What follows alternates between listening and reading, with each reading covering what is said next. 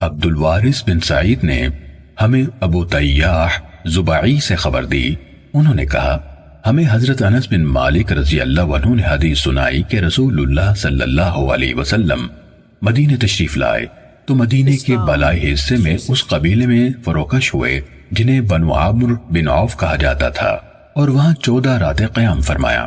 پھر آپ نے بنو نجار کے سرداروں کی طرف پیغام بھیجا تو وہ لوگ پورے اہتمام سے تلواریں لٹکائے ہوئے حاضر ہوئے۔ انس رضی اللہ عنہ نے کہا گویا میں رسول اللہ صلی اللہ علیہ وسلم کو آپ کی سواری پر دیکھ رہا ہوں، ابو بکر رضی اللہ عنہ آپ کے پیچھے سوار ہیں اور بنو نجار کے لوگ آپ کے ارد گرد ہیں، یہاں تک کہ آپ نے سواری کا پالان ابو ایوب رضی اللہ عنہ کے آنگن میں ڈال دیا۔ انس رضی اللہ عنہ نے کہا اس وقت تک رسول اللہ صلی اللہ علیہ وسلم کو جہاں بھی نماز کا وقت ہو جاتا آپ وہی نماز ادا کر لیتے تھے، آپ بکریوں کے باڑے میں بھی نماز پڑھ لیتے تھے۔ پھر آپ صلی اللہ علیہ وسلم کو مسجد بنانے کا حکم دیا گیا۔ انس رضی اللہ عنہ نے کہا چنانچہ آپ نے بنو نجار کے لوگوں کی طرف پیغام بھیجا، وہ حاضر ہو گئے۔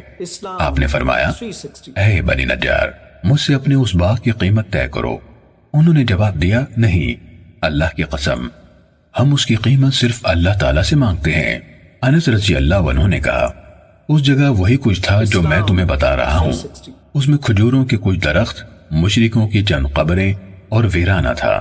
چنانچہ رسول اللہ صلی اللہ علیہ وسلم نے حکم دیا کھجوریں کاٹ دی گئیں، مشرکوں کی قبریں اکھیڑ دی گئیں اور ویرانے کو ہموار کر دیا گیا، اور لوگوں نے کھجوروں کے تنوں کو ایک قطار میں قبلے کی جانب گاڑ دیا اور دروازے کے طور پر دونوں جانب پتھر لگا دیے گئے۔